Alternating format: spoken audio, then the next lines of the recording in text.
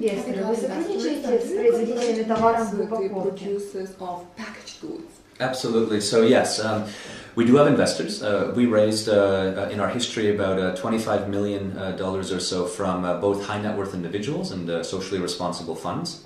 In addition, we have sold minority stakes in our business to the largest waste management companies in the world. Canada, for example, the largest garbage company in Canada owns 25% of our business. And most recently in Western Europe, Suez, which is the largest garbage company in the world, bought 30% of our business in the Western European marketplace. And there's many other examples of this. So we have raised money and done quite a few strategic partnerships.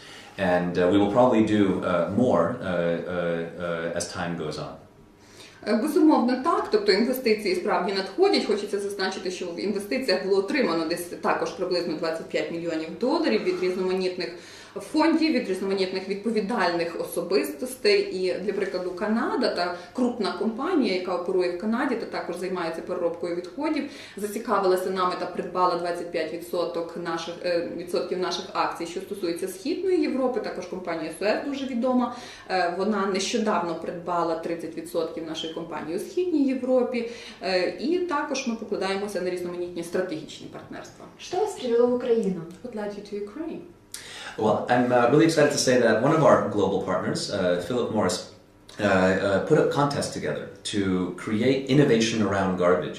I think this is incredibly exciting. I'm really proud to be their partner, and especially proud to be able to come here and participate in a contest of this nature. I really look forward to seeing what type of innovation around waste the young entrepreneurs of Ukraine have to offer.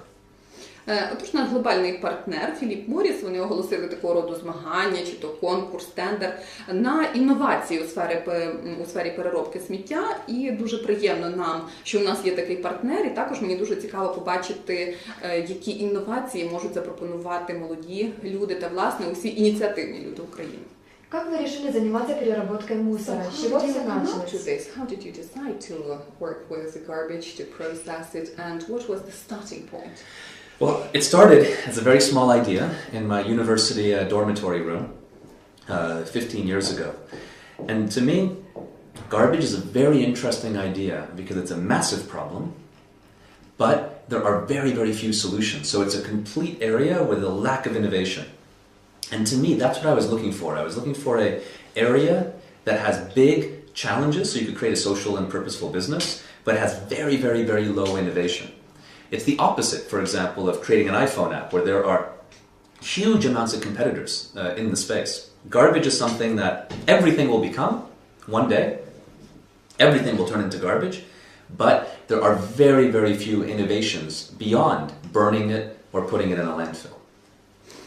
Все розпочалося із незначної маленької ідеї безпосередньо у гуртожитку університету, де я навчався 15 років тому. І чому саме сміття? Знаєте, що цікаво, який цікавий факт тут є, що сміття – це значна проблема для людства, але є дуже та дуже мало рішень, шляхів вирішення цієї проблеми. Як я зазначав, усе перетвориться у сміття рано чи пізно, зазвичай це відбувається за рік, а ось таких інновацій дуже мало. Зазвичай ми розуміємо, що це або захоронення десь, або спалення. Что сложнее, что выгоднее перерабатывать, обойки или пластиковые пакеты?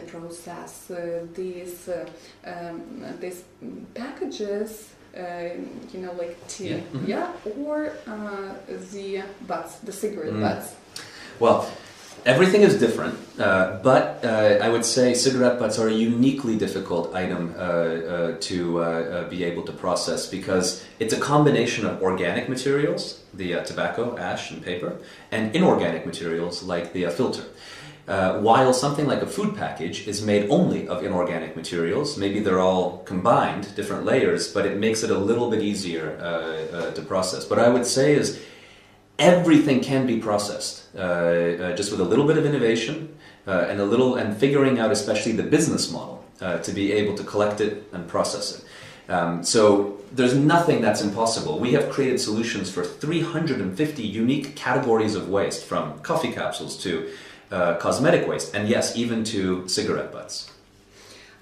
Хочеться зазначити, знову ж таки, що дуже різні відходи, вони різняться між собою, і що стосується недопалків цигарок, це справді дуже складна категорія, адже, як я зазначав, там є органічні компоненти, це папір, попіл та тютюн, і неорганічний компонент – це фільтр.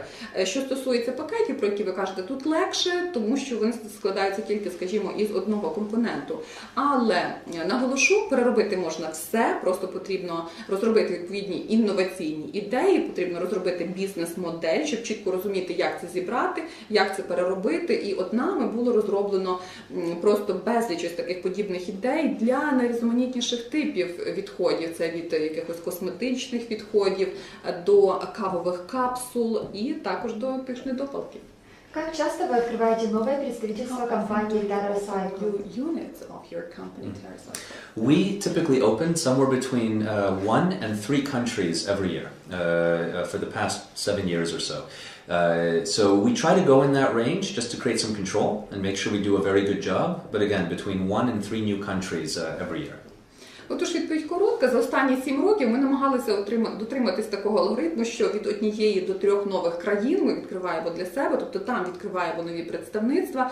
Робиться це з тим, щоб все ж таки утримувати контроль, щоб це не вибилося так з-під нашого контролю. Тобто поки що у нас такий поступ. Расскажите свою историю успеха. Хочется вдохновиться и поверить в чудо.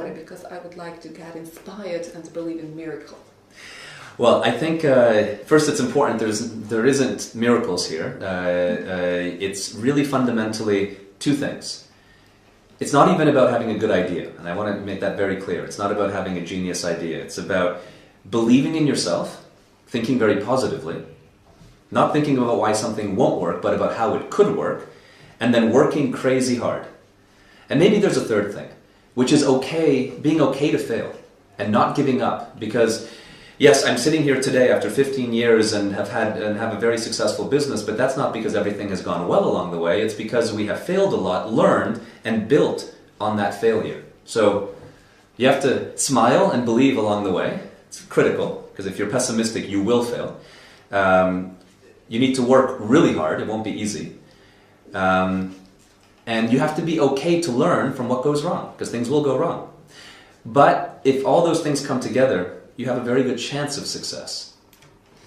Отож, чуда немає, жодного чуда за цим не стоїть, але хочеться дати такі більш практичні поради, їх 2, а можливо навіть 3. Отож, навіть це не геніальна ідея, яка може вам спасти на думку, а перш за все це вірити в себе, це позитивно мислити. Якщо ви будете вважати з самого початку, що у вас нічого не вийде, то, скоріш за все, вас очікує той провал. І потім дико працюйте. Працюйте та працюйте, не покладаючи рук. Отож, посміхайтеся, вірте в себе, не будьте песимістичні, працюйте, не покладаючи руки, все у вас вийде. Что хуже, сжигать мусор или закапывать? Worse, to dig the waste into landfill or to incinerate it? This is an easy answer. The absolute worst thing to do is landfill, because you will produce no value from the garbage. Better than landfilling is to incinerate with energy recovery, because at least you recover the caloric or energy value of the waste. But much, much, much better than putting in the ground or burning is to recycle by recovering the material value of the garbage. And then even better is don't buy it anyway, and then it will never become garbage to begin with. Все дуже просто. Тож закопування – найгірший варіант, тому що, власне, воно не несе із собою жодної цінності. Далі спалювання – не найкращий варіант, але хоча б тут ми отримуємо якусь енергію від цього спалювання. І останнє – це переробка. Безумовно, тут ми можемо відновити цінність первинного матеріалу, із якого було виготовлено продукцію. Ну, а найкраща порада – то взагалі не купуйте, щоб потім не доводилось переробляти. Проводите ли вы лекции и тренинги для молодых предпринимателей? Будет ли какой-то тренинг от вас в Украине? Yeah, so we not only try to run our business, but also try to advocate and support organizations, whether it's through advice, whether it's through giving a lecture. I've written a number of books, all the way to having our own TV show. It's very important to share the message so that we inspire people to create more social enterprise, because I believe the purpose of business isn't just to make money. I think making money is a byproduct of business, a very important one, but the real purpose of business is what it does for people or society or the planet. And the more we can inspire people around doing this, the more I think business will be a contributor for good, not just a contributor for profits.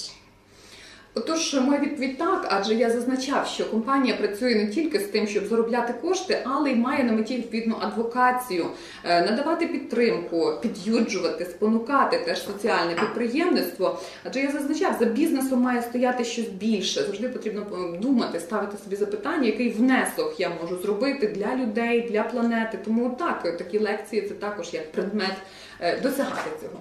Сколько вам было лет, когда вы основали компанию? What were you when you started your company? I was 19 years old. Мені було 19. Что сложнее переработать, стекло или пластик? What is more difficult to process? Glass, plastic. Well, it's different, you know. Plastic and glass have different challenges. You know, the key challenge in glass is the color of glass. If it's clear glass, it has a very easy processing opportunity. But if it's colored glass, it's much more challenging to find good solutions for it. And even harder on glass is when glass has had other things integrated into it, like glues and plastics that many times get put into glass. So that's the challenge within glass. Plastics are very different because plastics have a massive range of possible plastic types, and many times products mix plastic types together. So both can be easy or both can be hard depending on what material or combination of materials it's made from, but they're very fundamentally different. Either way, in both cases, the most recyclable glass or plastics are the rigid, clear glass or plastics. In both cases, those are the easiest to process.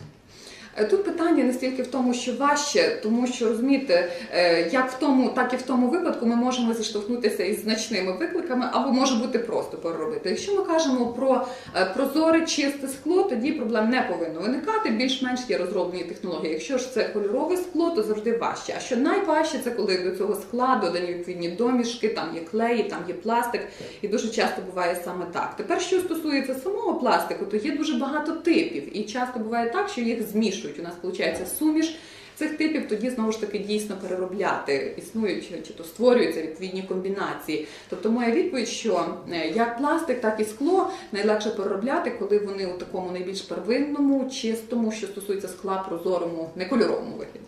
Расскажите о процессе апсайклинга. Что это такое? Чем отличается от ресайклинга, например?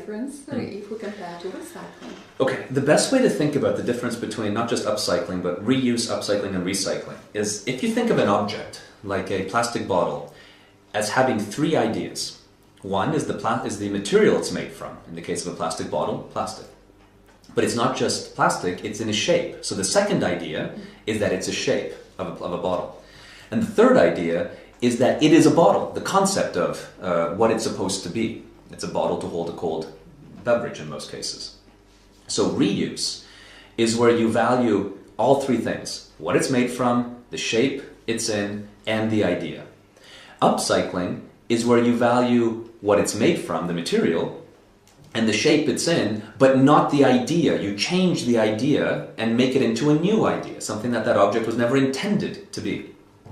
Recycling is where you value the material only, and you don't value the shape or the idea. And in fact, you destroy the shape and the idea to recover the material it was made from.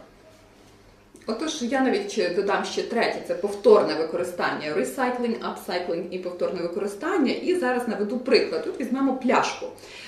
В цій пляшці нам важливі три речі. Перше – це матеріал, з якого вона виготовлена. Друге – це форма, яка надана цій пляшці. І третє – це, власне, суть, що це саме пляшка, для чого вона використовується, скоріш за все, для розливу певних напоїв. Отож, якщо ми кажемо про повторне використання, то для нас важливі всі ці три елементи – матеріал, форма та, власне, суть використання цього предмету. Якщо ми кажемо про upcycling, тобто вдихання нового життя у якийсь предмет, то для нас важливо тільки перше та друге – це матеріал та форма. А третє ми повністю змінюємо. Ми починаємо використовувати цю річ для зовсім інших цілей. І що стосується recycling, це переробка. Для нас важливо тільки перше. Тобто, який тут матеріал, ми будемо намагатися отримати отой первинний матеріал у чистому вигляді з тим, щоб щось з нього зробити. А другий та третій елемент, тобто форма та суть цього предмету, призначення цього предмету тут зовсім не важливе. Ми навіть їх руйнуємо та відкидаємо.